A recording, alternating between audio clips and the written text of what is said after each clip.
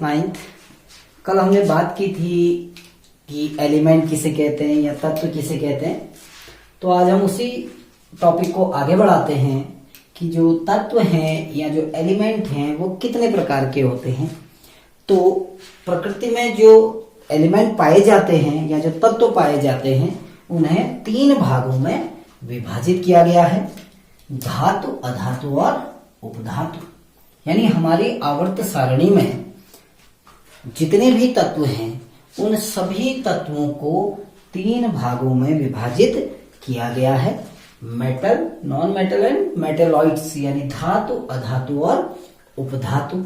अब 3 भागों में बांटा जाता है तत्व को और हमें तीनों के बारे में थोड़ा विस्तार पूर्वक बात करते हैं कि हम धातु किसे कहते हैं, धातुओं के गुण क्या होते हैं। तो हम पहले प्रकार के जो तत्व होती हैं जिनको हम धातु कहते हैं या मेटल कहा जाता है उनके बारे में पढ़ते हैं कि मेटल किसे कहा जाता है या धातु किसे कहते हैं। तो धातु की परिभाषा आप बचपन में पढ़ते हुए आए हो कि धातु किसे कहते हैं। तो हम कहते हैं कि धातु एक तत्व है, यानी हम कहते हैं कि धातु एक तत्व है जो आघात वर्धनीय होता है। अब इन शब्दों का अर्थ अभी आपको बताता हूं। जो आघात वर्धनीय होता है या आघात वर्धनीय, और दूसरा भी हम लेते हैं आघात वर्धनीय और तन्य होते हैं। तन्य होता है वह विद्युत के सुचालक होते हैं, वह विद्युत के सुचालक होते हैं। तो ये धातु की परिभाषा है हमारी कि धातु एक तत्व है जो आघात वर्धनीय और तन्य होते हैं तथा विद्युत के सुचालक होते हैं। तो ये आपकी मेटल्स की डेफिनेशन हो गई कि धातु एक तत्व है जो आघात वर्धनीय और तन्य होते हैं, वह विद्युत के सुचालक होते हैं। आघात वर्धनीय का मतलब क्या है? आघात वर्धनीय होता है कि आघात को सहन करना, ठीक है ना। जैसे हमारे पास अगर कोई लकड़ी है, हम उसमें चोट करते हैं किसी हथौड़े द्वारा तो वो लकड़ी टूट जाएगी। लेकिन यदि हम किसी धातु को किसी हथौड़े से पीटते हैं तो धातु टूटती नहीं है बल्कि चादर के रूप में क्या हो जाती है, फैल जाती है। तो धातुओं का फैलने का गुण जो है, यानी धातुओं को पीटने पर उनके फैलने का गुण या चादर के रूप में फैलने का जो गुण होता है उस गुण को कहा जाता है आघात वर्धनीय। दूसरा हमने लिखा कि धातु एक तत्व है जो आघात वर्धनीय और क्या होते हैं, इनको खींचा जा सकता है, वायर नुमा। यानी धातुओं को जब हम खींचते हैं, अब सामान्य रूप से खींचना नहीं, यदि मशीन के द्वारा या किसी प्रकार से धातुओं को खींचा जाता है तो उनके महीन वायर बनाए जा सकते हैं, उनके बारीक वायर बनाए जा सकते हैं। जैसे बिजली के तार आप देखते हैं उसके अंदर धातु होती है, कॉपर धातु, महीन तार होते हैं। तो वो जो गुण आपका पीटने पर फैलने का गुण है वो कहलाता है आघात वर्धनीयता, और धातुओं को खींचने पर उनका वायर के रूप में बदल जाना वो गुण कहलाता है तन्यता। तो धातुएं कैसी होती हैं, आघात वर्धनीय होती हैं और तन्य होती हैं तथा विद्युत की सुचालक होती हैं। जितनी भी मेटल्स हैं उनमें से कुछ एक अपवाद छोड़कर धातुएं विद्युत की सुचालक होती हैं। अब धातुएं जो होती है, अधिकांश धातुएं जो हैं वो ठोस है। यानी धातुओं की यदि हम भौतिक अवस्था या भौतिक प्रकृति कहें तो धातुओं की भौतिक अवस्था ठोस होती है। कुछ धातुओं को छोड़कर, जैसे अपवाद है, जो पारा है वो एक धातु है लेकिन फिर भी किस अवस्था में होता है, द्रव अवस्था में। तो ये अपवाद है कि जो मरकरी है वो धातु है लेकिन फिर भी वो द्रव अवस्था में होती है। तो जितनी भी धातुएं हैं उनकी भौतिक अवस्था कैसी होती है, ठोस होती है। जैसे धातुओं के अगर उदाहरण लें तो बहुत सारे उदाहरण हैं, जैसे आयरन है, लोहा, कॉपर है, एल्यूमिनियम है, बहुत सारे। तीसरे धातु आपकी एल्यूमिनियम है, ऐसे ही निकिल है, बहुत सारी। मैं कुछ धातुओं का नाम लिख रहा हूं, निकिल है, कोबाल्ट है, जिंक है, ये सब धातुएं हैं। आयरन का प्रतीक Fe होता है, कॉपर का प्रतीक Cu होता है, एल्यूमिनियम का प्रतीक Al होता है, निकिल का प्रतीक Na होता है। तो ऐसे ही सोना है, चांदी है, ठीक है ना, सोना, चांदी, प्लेटिनम है, बहुत सारी धातुएं हैं जो ठोस अवस्था में होती हैं और कैसी होती हैं, विद्युत की सुचालक होती हैं। अब हम बात करते हैं, ये तो हमने कहा कि धातुओं की परिभाषा हमने बताई। अब धातुओं की परिभाषा के बाद हम थोड़ा सा आगे बढ़ते हैं कि धातुओं के गुण क्या क्या होते हैं, यानी जो धातुएं हैं उनमें कौन कौन से गुण पाए जाते हैं। धातुओं के गुण आपने छोटी क्लासों में भी पढ़े हैं, ठीक। तो पहला गुण क्या है धातुओं का, कि जो धातुएं हैं आघात वर्धनीय होती हैं। ये अभी मैं बता चुका हूं, आघात वर्धनीय होती हैं। धातुएं आघात वर्धनीय होती हैं।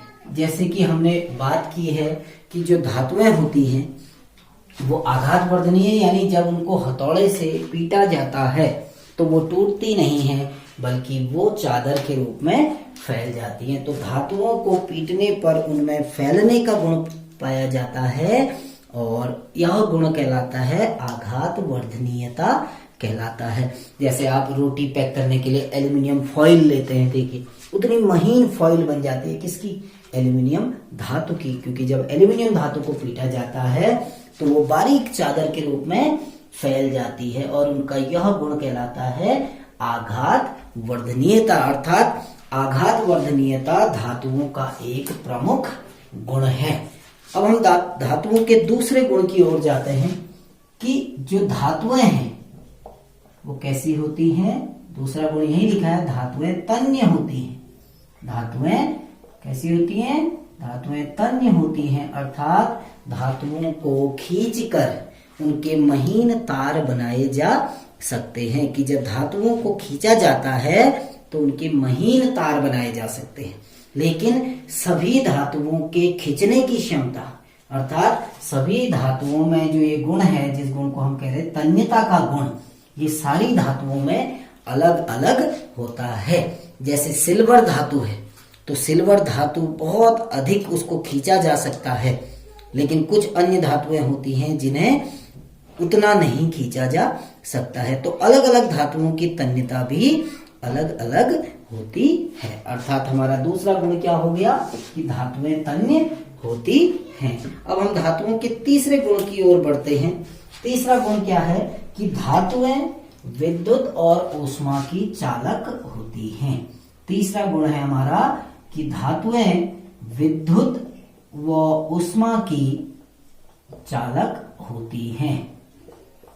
धातुएं विद्युत व ऊष्मा की चालक होती हैं। चालक का मतलब कि जो धातुएं हैं उनमें से विद्युत धारा और ऊष्मा, विद्युत धारा यानी जो घरों में हमारी बिजली आती है, करंट है जो, तो विद्युत धारा और ऊष्मा आसानी से प्रवाहित हो जाती है। तो जिन पदार्थों में विद्युत धारा आसानी से प्रवाहित होती है उन्हें हम कहते हैं विद्युत के चालक। तो जितनी भी धातुएं हैं वो ऊष्मा और विद्युत को अपने में से आसानी से प्रवाहित होने देती हैं। जैसे सिल्वर धातु जो है, आपका सिल्वर धातु का प्रतीक क्या होता है, Ag, जिसको हम चांदी कहते हैं, रसायन की भाषा में इसको हम सिल्वर कहते हैं। तो जो सिल्वर धातु है वो ऊष्मा का सबसे अच्छा चालक होता है। ऊष्मा का अच्छा चालक होता है। सबसे अच्छा चालक कौन है, सिल्वर धातु। तो सिल्वर धातु ऊष्मा की एक सर्वोत्तम चालक है। सिल्वर धातु की ऊष्मीय चालकता यानी सिल्वर धातु में से ऊष्मा आसानी से प्रवाहित होती है। इसी प्रकार जो मरकरी धातु है वो ऊष्मा का दुर्बल चालक है। जैसे आपका लेड है, सीसा जो होता है, लेड और मरकरी धातु Pb और Hg, Pb और Hg जो है मरकरी, ये ऊष्मा की दुर्बल चालक है। इसको हम कहते हैं ऊष्मा की दुर्बल चालक है। तो जो चांदी है, चांदी, कॉपर, ऐसी कॉपर भी हो सकता है, इसमें जो Cu है ये ऊष्मा के अच्छे चालक होते हैं। लेकिन जो लेड और मरकरी है वो विद्युत की बहुत दुर्बल चालक, ऊष्मा की एक दुर्बल चालक होती है। इसी प्रकार धातुएं विद्युत की भी सुचालक होती हैं, ठीक है ना, यानी धातुओं में से विद्युत धारा आसानी से प्रवाहित हो सकती है। सिल्वर धातु, जो ये चांदी हमने लिखा है, ये विद्युत की भी सबसे अच्छी चालक होती है। सिल्वर धातु विद्युत की सबसे अच्छी चालक होती है। कॉपर और एल्यूमिनियम भी विद्युत की अच्छा चालक होती है। इसीलिए जो बिजली के तार होते हैं, तो बिजली के तार एल्यूमिनियम के, कॉपर के बनाए जाते हैं। चांदी के तार तो बनाए नहीं जा सकते क्योंकि चांदी महंगी धातु होती है। सबसे अच्छी चालक अगर हम कहें, हम अगर बात करते हैं विद्युत की चालक की बात करें, तो विद्युत की एक अच्छी चालक है चांदी धातु, विद्युत की सबसे अच्छी चालक है। इसके बाद आता है आपका कॉपर वगैरह, कॉपर, एल्यूमिनियम, ये विद्युत के आपके ये भी अच्छे चालक होते हैं। इसी प्रकार जो आपका लोहा है, मरकरी है, अगर हम लोहे की बात करें, आप देखेंगे बिजली के तार लोहे के बहुत कम होते हैं। तो लोहा जो होता है वो विद्युत का एक दुर्बल चालक होता है। लोहा क्या है? विद्युत का दुर्बल चालक है। लोहे की विद्युत चालकता, यानी लोहे में से उतनी विद्युत धारा प्रवाहित नहीं होती जितनी चांदी में से होती है। चालक होता है लोहा भी, लेकिन अगर हम कंपेयर करें लोहा और चांदी में, तो चांदी की विद्युत चालकता अधिक होती है। नेक्स्ट गुण की ओर जाते हैं हम, धातुओं के अगले गुण की ओर जाते हैं कि जो धातुएं होती हैं वो चमकीली होती है। चौथा गुण है कि धातुएं चमकीली होती हैं। धातुओं में एक विशेष प्रकार की चमक होती है। जितनी भी धातुएं हैं उन धातुओं में एक विशेष प्रकार की चमक होती है और धातुओं को पॉलिश किया जा सकता है, उनकी सतह को पॉलिश किया जा सकता है। जैसे आपका गोल्ड है, यानी सोना, कॉपर, सिल्वर, ये सब क्या है? आपकी चमकीली धातुएं हैं। नेक्स्ट गुण की ओर जाते हैं हम कि जो धातुएं होती हैं, पांचवें गुण की ओर जाते हैं कि धातुएं सामान्यतया कठोर होती हैं। कि जो धातुएं हैं वो सामान्यतया कठोर होती हैं। जितनी भी मेटल्स हैं, जितनी भी धातुएं हैं, वो अधिकांश धातुएं क्या होती हैं? कठोर होती है। कुछ धातुएं मुलायम भी होती हैं, जैसे आपकी सोडियम धातु है, पोटेशियम धातु है, ये मुलायम होती है। सोडियम और पोटेशियम, ऐसी कुछ और अन्य धातुएं भी हैं, सोडियम, पोटेशियम आदि, ये जो होती हैं मुलायम धातु है। धातुएं वैसे सामान्यतया कठोर होती हैं, लेकिन कुछ अपवाद स्वरूप कुछ धातुएं ऐसी भी होती हैं जो मुलायम होती है। जैसे हमने कहा सोडियम और पोटेशियम जो हैं वो मुलायम होती हैं। अगले गुण की ओर बढ़ते हैं हम धातुओं के, कि धातुएं जो हैं, छठे गुण की ओर जाते हैं, धातुएं ध्वनिक होती हैं।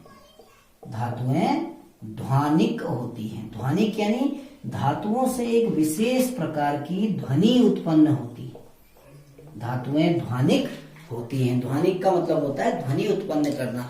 तो धातुएं हमें पता है, विभिन्न जो धातुएं होती हैं जब उन्हें हम मारते हैं तो एक ध्वनि उत्पन्न करती हैं। जैसे हम स्कूल में घंटी बजाते हैं ना, तो उससे एक ध्वनि उत्पन्न होती है। और ऐसे मजीरा बजाते हैं तो उससे भी एक प्रकार की ध्वनि उत्पन्न होती है। गिटार बजाते हैं, सितार है, हारमोनियम है, इन सब में एक ध्वनि उत्पन्न होती है, क्योंकि धातुओं के अंदर एक गुण पाया जाता है कि धातुएं क्या होती हैं? आपकी ध्वनिक होती हैं। इसके अतिरिक्त सातवें गुण की ओर बढ़ते हैं कि धातुओं के गलनांक व क्वथनांक उच्च होते हैं। धातुओं के गलनांक व क्वथनांक उच्च होते हैं।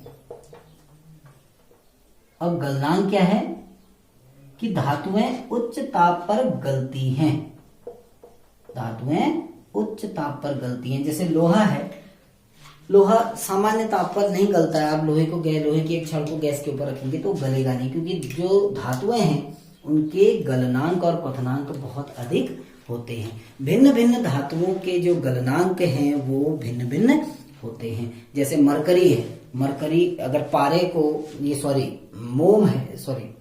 पारा जो है उसका गलनांक थोड़ा कम होगा, और जो लोहा है उसका गलनांक अलग होगा। अर्थात जो भिन्न भिन्न प्रकार की जो धातुएं हैं उन धातुओं के गलनांक भी अलग अलग होते हैं। जैसे लोहा है, लोहे का जो गलनांक होता है, अगर हम लोहे की बात करें तो लोहे का जो गलनांक है वो 1535 डिग्री सेल्सियस होता है।